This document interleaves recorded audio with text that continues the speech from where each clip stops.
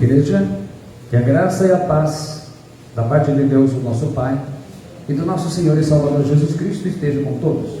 Vamos abrir a nossa Bíblia, no Evangelho de Jesus Cristo, nosso Senhor, segundo escreveu o apóstolo João, no capítulo 17. Enquanto os irmãos procuram, eu peço a todos que puderem, que se inscrevam no meu canal no YouTube, que possa acionar o sininho de notificações e compartilhe essas mensagens se elas têm abençoado a sua vida. O texto da palavra de Deus então está no Evangelho de Jesus Cristo, segundo escreveu João, capítulo 17, que diz: Jesus falou assim e levantou seus olhos aos céus e disse: Pai, é chegada a hora, glorifica teu Filho, para que também o teu Filho te glorifique a ti, assim como lhe deste poder sobre toda a carne, para que dê a vida eterna a todos quantos lhe deste. E a vida eterna é esta, que te conheçam a ti só, por único Deus verdadeiro, e a Jesus Cristo, a quem enviaste. Eu glorifiquei-te na terra, tendo consumado a obra que me deste a fazer. Pai Santo, está lendo a tua palavra, hoje a oração de Jesus, essa oração intercessória do Senhor. Que o teu Espírito Santo esteja falando aos nossos corações, edificando as nossas almas e nos despertando para a verdade revelada da tua palavra, em nome de Jesus Cristo. Amém. Pode se assentar, irmãos.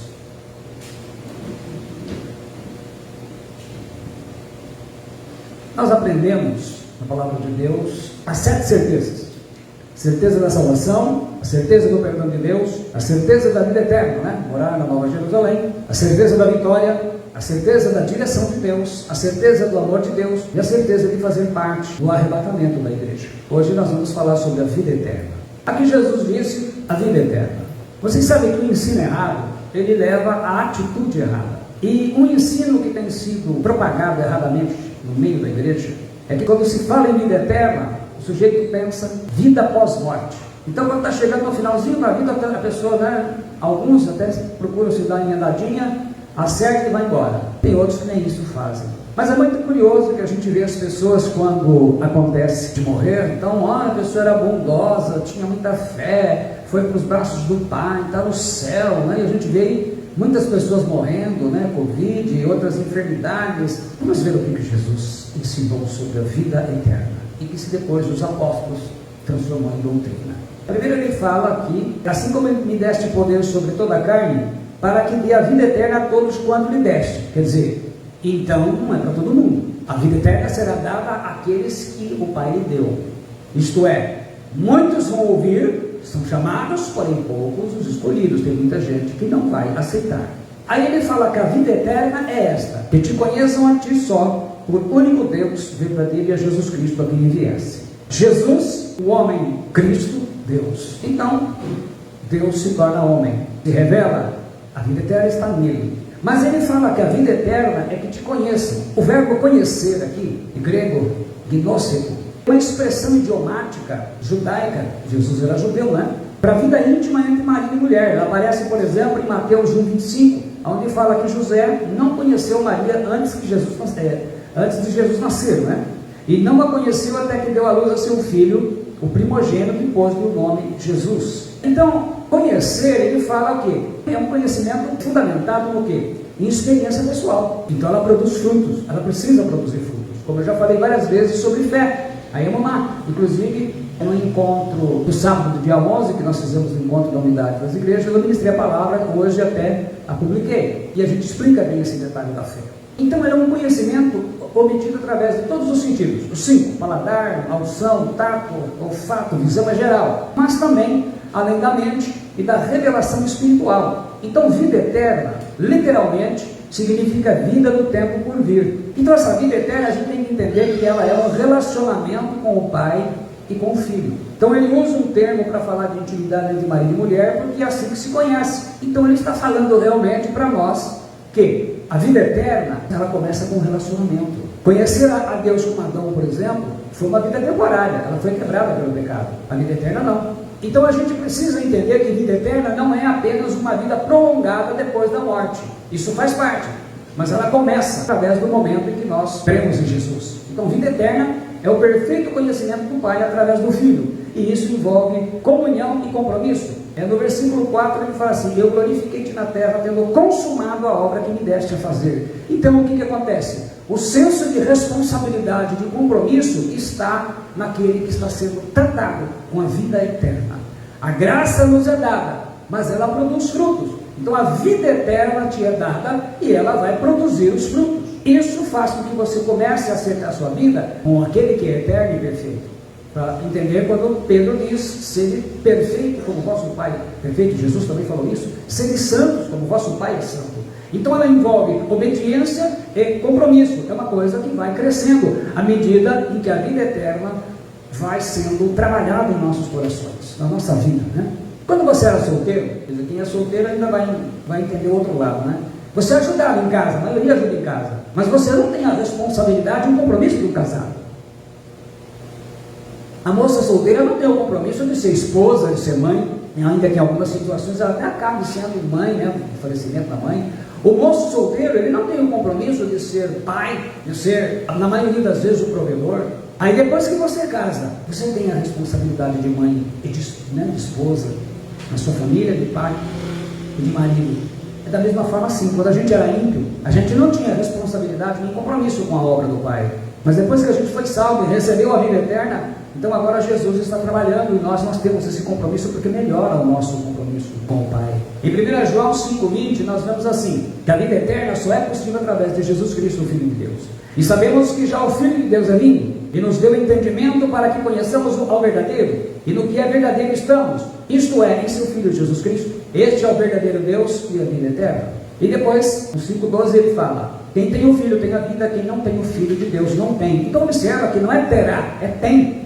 O verbo conhecer, ele está no presente. Então ele fala de ter. Então ela é dada. Por isso que verdadeiramente salvos têm a vida eterna, e essa vida eterna ela vai começar, e nós vamos ver que ela começa a produzir. Aqui no versículo 2 ele fala: assim como lhe deste poder sobre toda a carne, para que dê a vida eterna a todos quantos lhe deste. Todo mundo que morre, as pessoas dizem que vai para o céu. O sujeito não prestava, batia na mulher, cometeu adultério, morreu e dizia que foi para o céu, era bom. Ela era tão boa, tinha tanta fé, não pode ir para o inferno junto com um criminoso. As pessoas dizem isso porque pensam na vida eterna como uma forma apenas quantitativa, de quantidade. Vai ser no futuro. Eu vou viver na eternidade, depois que eu morrer. Isso é religiosidade. A vida eterna também é qualitativa, é qualidade. Ela não começa no céu, vai terminar lá. Ela começa no exato momento em que você se converteu a Jesus. Lembra quando você confessou Jesus Cristo como seu Senhor? Romanos 10,9? Aquele dia começou. Isso significa que a vida eterna está em você, e a sua vida tem que mudar a cada dia. A vida eterna é experimentada todo dia. Então não tem mais aquela pergunta: pastor, crente pode isso? Crente pode aquilo? Não, porque você tem que morrer. Jesus fala aqui no Evangelho de João 12, 24, 26, ele fala assim: na verdade, vos digo que se o grão de trigo caído na terra não morrer, fica ele só, mas se morrer, dá muito fruto. Quem ama a sua vida, perdê-la-á, e quem neste mundo odeia a sua vida, guardá-la-á para a vida eterna. Se alguém me serve, siga-me, e onde eu estiver, ali estará também o meu servo, e se alguém me servir, meu Pai o honrará. Então, você tem que morrer para o mundo. Tem gente que não quer morrer. Irmão, morre logo, morre para o mundo. Então não tem mais que ficar perguntando, crente, nós queremos a vida eterna, mas não queremos largar esse mundo. Não, ele diz assim: você tem que odiar a sua vida aqui, isto é, você não tem mais prazer nem conexão, você não vai estar ligado, plugado com as coisas do mundo. Então tem que morrer logo, para começar a aparecer fruto. A morte física do cristão, verdadeiramente cristão, é o seu nascimento para a vida eterna. Isso vale para todos quantos aceitaram Jesus, entregaram a sua vida e confessaram como seu Senhor. A vida eterna depende da palavra de Deus, porque no versículo 17 aqui, Jesus diz: santifica-os na tua verdade, a tua palavra é a verdade. Então, como a gente vê, sem a palavra de Deus nada feito. Viva a vida eterna. No versículo 3, que te conheçam a ti só, por único Deus verdadeiro. O verbo conhecer, como eu disse, está no tempo presente. Isso indica que a vida eterna é uma comunhão com o Pai e com o Filho, um conhecimento continuado. Ele vai crescendo a cada dia e deve crescer. A vida eterna, se a gente fosse pensar, a nossa vida aqui é uma gestação, 9 meses. Morreu, é que nasce para a vida eterna, mas isso é para quem já viveu em comunhão com o Pai. Então, a vida eterna não é uma surpresa para todo mundo lá. A vida eterna já começou em todos aqueles que estão na vida eterna. A gente não pode mais pensar numa vida eterna como algo só depois da morte. Quem já tomou posse dela, já começa a aparecer os frutos. Então, vida eterna não é conhecer a sua religião. Eu tenho a minha religião. As pessoas ficam preocupadas com templos, preocupadas com coisas. Gente, a vida eterna é comunhão com o Pai, com o Filho.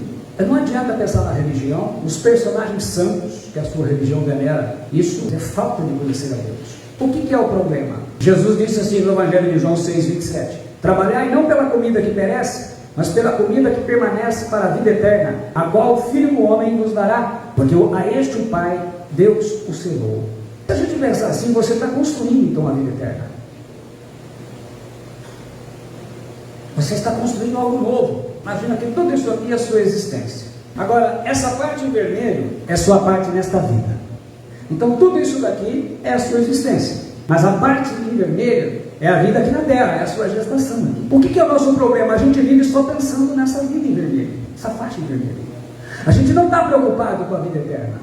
Aí quando morre, todo mundo chora. E vai dar, não, ele foi para o céu, ela foi para o céu, ela está com o Pai. Peraí, o que ela fez nesse espaço de tempo? Ela não teve tempo para Deus, ela não teve tempo para fazer as coisas de Deus, ela não se preocupou em ter comunhão com Deus, e ela vai fazer o que lá? É essa a questão. Você tem que ver que todas as coisas que nós temos, nós recebemos aqui. Você veio, eu vim. As pessoas dizem assim para mim: pastor, eu não pedi para nascer. Tudo bem, mas agora Deus te deu o direito de escolher onde você vai passar a sua vida eterna. Então a vida eterna, ela é muito mais do que eu pensar em quando eu vou morrer, mas é em como eu estou vivendo. Dá uma olhada nisso. Enquanto você faz com o seu tempo. Aliás, a maior estratégia do diabo nesses dias é o tempo, é tirar o teu tempo. Se a gente vê, nós gastamos tempo, dinheiro, dedicação só com coisas desse espaço em vermelho, e esquecemos que temos uma eternidade. Dá uma olhada, maior na nossa existência vai ser depois, mas nós só vivemos para agora. E eu vejo muito cristão divulgando aquela mensagem: viva hoje como se fosse o último dia. E se fosse o último dia? O que você vai fazer depois? Jesus disse ali: aos que me destes. Então não são todos. Então tudo que eu tenho, tudo que eu sou, tudo que eu faço, ela tem que repercutir a vida eterna. Está construindo algo novo em minha vida. O diabo tem uma estratégia muito grande. Ele encheu os cristãos de entretenimento. Você não pode ter tempo para Deus. Observa o que acontece na hora que você vai se consagrar para a oração, ou vai vir ao culto, ou vai vir à oração, ou vai à palavra de Deus. Tudo. Mas se é para as coisas de entretenimento, tudo flui, tudo abre as portas. Então observa, Paulo escreve a Timóteo, em 1 Timóteo 6,12: combate o bom combate da fé. Ele fala assim: toma posse da vida eterna, para a qual também foste chamado, e de que fizeste boa confissão perante muitas testemunhas. Então fez a boa confissão, a confissão de Jesus. Você foi chamado, agora ele diz: toma posse. Ora, se a vida eterna fosse só depois, então Paulo estaria pedindo para o Timóteo se suicidar. Toma posse, olha, então se mata e morre. Não, toma posse já. A sua vida está sendo construída, algo está sendo construído na sua vida. Se é ouro, se é prata, se é pedra preciosa, se é papel, se é feno, se é madeira, você que determina os elementos que você está construindo na sua vida. Naturalmente que ele não queria que Timóteo morresse naquele momento. Nada levamos nessa vida no mundo, e Jesus ensina isso de forma bem clara. Duas pessoas que eu vou narrar aqui que perguntaram para Jesus como obter a vida eterna, e ver como é que ele mostra a necessidade de princípios. Porque o que muda na nossa vida? A vida com princípios. Em Mateus 19, do 17 a 24: mas eis que, aproximando-se dele um jovem, disse-lhe: bom mestre, que bem farei para conseguir a vida eterna? Uma pergunta dele: interesse? E ele disse: por que me chamas bom? Não há bom senão um só, que é Deus. Se queres, porém, entrar na vida, guarda os mandamentos. Disse-lhe ele: quais? E Jesus disse: não matarás, não cometerás adultério, não furtarás, não dirás falso testemunho, honra teu pai e tua mãe, e amarás o teu próximo como a ti mesmo. Disse-lhe o jovem: tudo isto tenho guardado desde a minha mocidade. Que me falta ainda? Disse-lhe Jesus: se queres ser perfeito, maduro, completo, vai, vende tudo o que tens e dá aos pobres, e terás um tesouro no céu, e vem e segue. E o jovem, ouvindo esta palavra, retirou-se triste, porque possuía muitas propriedades. Disse então Jesus aos seus discípulos: em verdade vos digo que é difícil entrar um rico no reino dos céus. E outra vez vos digo que é mais fácil passar um camelo pelo fundo de uma agulha do que entrar um rico no reino de Deus. Em uma outra mensagem eu já expliquei esses detalhes pormenores. Observa que Jesus ensina que a vida eterna exige renúncia de tudo que há neste mundo. E ele ensina mais, ele ensina que o que você faz com o seu dinheiro revela o Deus que você adora. Esse jovem rico, ele era judeu, ele obedecia aos 10 mandamentos, porque Jesus não disse que ele estava mentindo. Se Jesus mandasse esse jovem dar o dízimo, ele daria com facilidade, porque estava na lei, o judeu obedecia e ele cumpria todos. Mas Jesus não disse para dar 10%. O que ele disse? Vende tudo o que você tem, toda a sua riqueza, aí você pega o dinheiro e dá aos pobres. E ele foi embora. Por quê? Porque o dinheiro dele, o dinheiro que ele tinha, as propriedades, ele não admitia que Jesus fosse o Senhor. E se Jesus não é Senhor no teu bolso, você não tem a vida eterna. Eu quero dizer, não, quero dizer o seguinte, que se Jesus é teu Senhor, você tem a vida eterna, ele é Senhor absoluto. Ele é Senhor, tanto que os apóstolos falam: Senhor, nós deixamos tudo por tua causa. Aí ele fala que não há quem não receba nesta vida e na outra. Um exemplo disso está em Lucas 19, 8, 9, o Zaqueu. Eu vou ler só dois versículos. Quando então Jesus, com os apóstolos, entra na casa dele, ele fala assim: e levantando-se Zaqueu, disse ao Senhor: Senhor, eis que eu dou aos pobres metade dos meus bens. Não é 10%, ele diz metade. E se na alguma coisa tenho defraudado alguém, se eu roubei alguém, o restituo quadruplicado, como mandava a lei. Se eu roubei 100, eu vou devolver 400. E disse-lhe Jesus: hoje veio a salvação a esta casa, pois também este é filho de Abraão. O que ele quis dizer? Ele mostrou que Jesus agora era Senhor do seu bolso, era Senhor do seu dinheiro. Ele resolveu. Jesus mandou dar 100%. Esse aqui se ofereceu, se antecipou, dou metade, 50%. E todas as pessoas que eu roubei, eu vou pagar 4 vezes mais. Por quê? Princípio fundamental: Jesus é Senhor. A vida eterna, ela vai fazendo cada vez mais isso em nós. Nós vamos viver com Ele. Então eu tenho comunhão com Jesus. Eu quero andar como Ele andou. A segunda, o bom samaritano. Ou, como dizem alguns pastores, o samaritano normal, né? Ele era normal, os outros é que são maus. Lucas 10, 25, 37 diz assim: e eis que se levantou um certo doutor da lei, tentando-o, e dizendo: mestre, que farei para herdar a vida eterna? E ele lhe disse: que está escrito na lei? Como lês? Respondendo ele disse: amarás ao Senhor teu Deus de todo o teu coração, e de toda a tua alma, e de todas as tuas forças, e de todo o teu entendimento, e ao teu próximo como a ti mesmo. E disse-lhe: respondeste bem, faze isto e viverás. Ele, porém, querendo justificar-se a si mesmo, como todo ser humano, disse a Jesus: e quem é meu próximo? Porque a gente gosta sempre de ajudar quem gostamos. E respondendo, Jesus disse: descia um homem de Jerusalém para Jericó, e caiu nas mãos dos salteadores, os quais o despojaram, e espancando-o se retiraram, deixando-o meio morto. Ele estava desmaiado. E ocasionalmente descia pelo mesmo caminho certo sacerdote, e vendo-o passou de largo. E de igual modo também o levita, chegando àquele lugar e vendo-o, passou de largo. Mas um samaritano que ia de viagem chegou ao pé dele, e vendo-o, moveu-se de íntima compaixão, e aproximando-se atou-lhe as feridas, deitando-lhe azeite e vinho, e pondo sobre o seu animal, levou-o para uma estalagem e cuidou dele. E partindo no outro dia, tirou 2 dinheiros e deu ao hospedeiro, e disse-lhe: cuida dele, e tudo que de mais gastares eu te pagarei quando voltar. Qual, pois, desses 3 te parece que foi o próximo daquele que caiu nas mãos dos salteadores?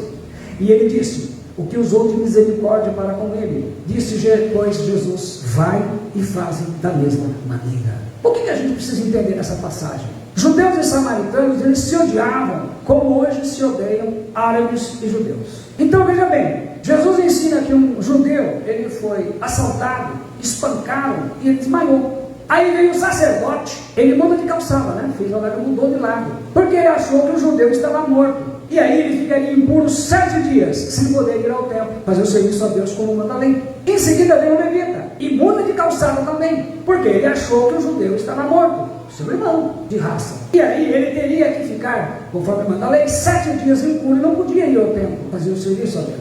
Aí o samaritano, sendo inimigo do judeu, ele teve compaixão em seu coração, ele ajudou o inimigo, ele pagou as despesas do inimigo, e ainda deixou seu compromisso apalavrado de pagar mais caso fosse preciso gastar com ele. Ajudar a quem você ama é igual a qualquer ímpio. Somente a graça de Deus em nós opera o milagre de você servir e ajudar uma pessoa que você não suporta, ou que você sabe que te odeia. Então a vida eterna, ela faz a diferença. Então veja bem, se nós somos iguais aos ímpios, algo está errado.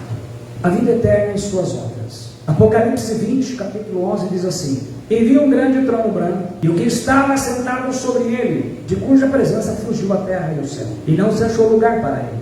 E vi os mortos, grandes e pequenos, que estavam diante de Deus, e abriram-se os livros, e abriu-se outro livro, que é o da vida, e os mortos foram julgados pelas coisas que estavam escritas nos livros, segundo as suas obras. Então está anotado lá, o que você fez e o que você não devia fazer, ele fez também. E deu o mar os mortos que nele havia, e a morte e o inferno deram os mortos que neles havia, e foram julgados cada um segundo as suas obras. E a morte e o inferno foram lançados no lago de fogo. Esta é a segunda morte. E aquele que não foi achado inscrito no livro da vida foi lançado no lago de fogo. Então, a vida eterna tem aqueles que estão sendo arrolados no livro. O que você vai dizer para Jesus quando ele voltar? Senhor, eu estou orgulhoso. Eu não li a Bíblia inteira, mas eu assisti mais de 7.000 filmes. Senhor, eu estou orgulhoso. Eu levei minha família para passear em mais de 100 países. Mas eu nunca preguei o evangelho para ninguém, nem sequer convidei uma pessoa que prostituiu. No linguajar do jovem hoje, cara, é sério. A grande maioria das pessoas está usando o seu tempo, o seu dinheiro, só para esta vida. Lembre-se que eu dei um exemplo aqui, que esta parte vermelha simboliza a sua existência aqui, sua vida na terra. O restante é a vida eterna, é a eternidade. Tudo o que fazemos está pensando nisso aqui. O que faz a diferença dos cristãos na China, na Coreia, não vou nem falar da igreja primitiva, eles morrem por causa de Jesus, mas eles não abrem mão de Jesus. E a igreja aqui no Brasil, eles morrem porque vão se congregar. Eles se congregam em casas, em grutas, fugindo. Quando eu falo em casas, geralmente é em sótãos. São descobertos, são mortos, vendem os órgãos deles. A China tem a hora dela marcada com Deus. O Senhor Jesus vai tratar de acordo. A Coreia também, em vários países, inclusive aqui na América Latina, aqui nos nossos vizinhos, com a esquerda assumindo o poder, estão perseguindo os cristãos. Lá no Afeganistão, agora como passaram a perseguir os cristãos com o comando do Talibã.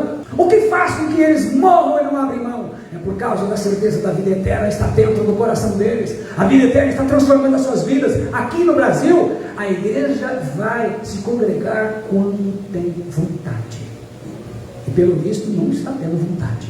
Diante do Senhor Jesus Cristo no tribunal de Cristo, ou lá no trono branco, quando à beira da morte, o imperador Alexandre o Grande lhe convocou seus generais e relatou seus 3 últimos desejos. Primeiro, que seu caixão fosse transportado pelas mãos dos médicos da época. Segundo, que fosse espalhado no caminho até o seu túmulo os tesouros conquistados, prata, ouro e pedras preciosas. E terceiro, que as suas mãos fossem deixadas balançando no ar, fora do caixão à vista de todos, porque o caixão antigamente não era igual ao de hoje. Um dos seus generais, admirado com esses desejos insólitos, inusitados, perguntou a Alexandre quais razões, por que razão ele fez esse pedido.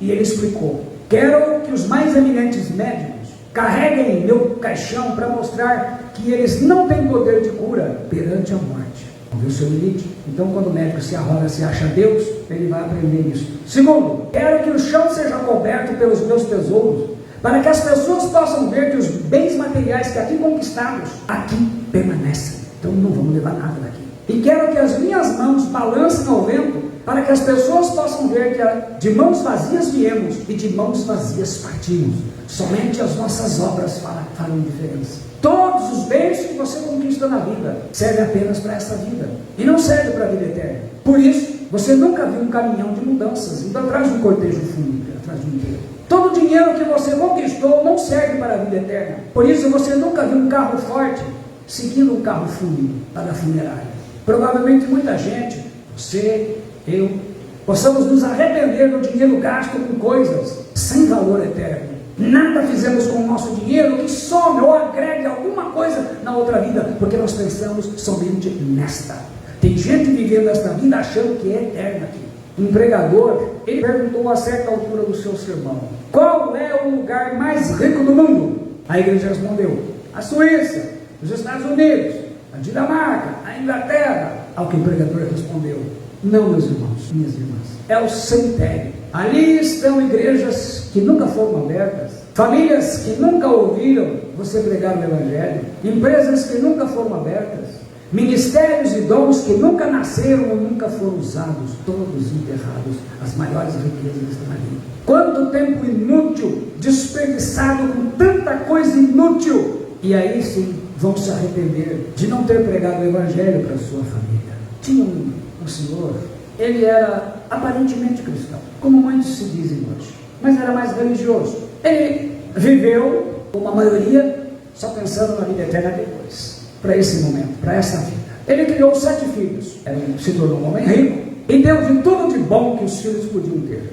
Tudo. Mas nunca se preocupou em falar-lhes sobre o Evangelho, sobre vida eterna, sobre o céu, sobre o inferno. Nada disso. Ele deixou as coisas normais. Um belo dia, ele teve um sonho. E no sonho lhe apareceu um anjo e disse assim: você como cristão tem sido omisso, covarde. Você vai embora, vai deixar os seus filhos e basicamente você não pregou para eles. Você não ensinou-os como deveria. Então agora, você escolhe. Dos seus 7 filhos, 1 vai para o céu, 6 vai para o inferno. Escolhe qual vai para o céu. Ele falou: não, mas isso não é justo. Eu falei: escolhe. Ele despertou. E ele compreendeu que a coisa mais triste que tem é você passar a vida inteira gastando o seu tempo, o seu dinheiro, sua dedicação, os seus dons, os seus talentos para coisas que vão ficar aqui. Nós lemos no texto do Apocalipse que cada um vai ser julgado pelo que está escrito no livro. Então, lá estarão as coisas que você deveria ter feito e não fez, e as coisas que você fez de errado. Também as coisas corretas. Eu falei sobre essa mensagem na quarta-feira no batalhão da polícia, e quando eu terminei, teve um policial que comentou algo interessante. Pastor, ele falou de uma pessoa, ele não fazia nada para ninguém, para tudo ele sempre falava assim, ó: não contem comigo. Olha, as pessoas, ele só dizia isso: não contem comigo. Quando ele morreu, colocaram uma lápide na sepultura dele: não contem comigo. O que seria justo colocar na nossa, na de cada um, o dia que chegar? Eu não posso viver pensando na morte. Não, eu não vivo pensando na morte, eu vivo pensando na vida eterna. Eu entendi, Pedro fala que nós somos peregrinos, nós somos viajantes, estamos de passagem. Alguns estão indo mais cedo, a Covid abreviou. Quantas pessoas fizeram planos e projetos, cantores, nós vamos fazer turnês, morreu, não vai fazer turnê nenhuma, já encerrou, mas ele viveu apenas para este momento, para esta vida. Há um histórico falando sobre essas pessoas. Vão à televisão, os jornais, haverão registros falando das suas obras, mas servem apenas aqui para esta vida. Então, guarde bem isso. Hoje, você está nesta faixa vermelha, e tudo que você está fazendo e vivendo é nesta faixa. Vai chegar uma hora que todos nós vamos ter que passar para lá. Alguns vão ser abençoados no arrebatamento, nem vão morrer para nascer na outra. Outros vão ter que experimentar. Seja qual for a forma, o importante é a vida eterna. Então veja, que te conheçam a ti, por único Deus verdadeiro. Hoje as pessoas só se lembram do Pai para pedir. Nós pedimos pelas nossas vidas, pedimos, somos verdadeiramente filhos pidonchos, só pedimos. Não temos compromisso com a obra dele, nem tempo temos tido. Se congregar hoje virou jugo, ponto que todo mundo está tentando eliminar isso da vida dos cristãos, para deixar todo mundo em paz. Não foi essa a igreja de Atos. E vocês sabem quem vai fazer juízo sobre os cristãos que pensam assim? As igrejas, a China, a igreja do Senhor na China, na Coreia, na Bolívia, na Venezuela, em Cuba, a igreja na Albânia, nos países árabes, lá aonde os irmãos para se congregar, provavelmente sabem que podem não voltar vivo. E a hora que despencar a perseguição no Brasil? Vocês já imaginaram? Fecha todos os prédios e templos, casas. Tem gente que acha, não, está orando para fechar os templos. Na hora de fechar os templos, vai fechar as casas também. Não vai permitir culto. Lá não é permitido culto. Quem vai comparecer para o culto? WhatsApp, pastor Alberto convidando, irmãos, vai ter culto, 19 horas. aí baixa a polícia, baixa todo mundo. Irmãos, infelizmente, nós não vivemos assim. Então, pensa bem, que tudo que você está fazendo, eu estou fazendo, precisa ter repercussão na vida eterna. Então veja, hoje ainda dá tempo. Assim como aquele jovem rico, muita gente hoje tem tido dó, tem usado o dinheiro só para si mesmo, para suas coisas. O outro não tem compaixão de ninguém. E como Paulo disse a Timóteo, toma posse da vida eterna. Deixa sair os frutos, mas morre do mundo. E viva para o Senhor. Tenha alegria nas coisas do Pai. Tenha prazer nas coisas do Pai. E assuma a responsabilidade que Ele te deu. Porque não é para mim que você vai se justificar. Pastor, eu não vou. Pastor, eu não quero. Não tem problema nenhum. O problema é que cada um está construindo a sua vida.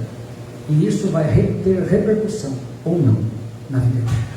Pai Celestial, eu te agradeço, em nome do Senhor Jesus Cristo, pela palavra desta noite. Que o Senhor esteja falando ao coração de cada irmão, de cada irmã, de todos quantos vão receber essa mensagem. A vida eterna está em Jesus Cristo, mas ela vem em nossas vidas, e a cada dia aumentamos a nossa comunhão contigo, em nome de Jesus Cristo, no poder do Espírito Santo. Deus te abençoe. Amém.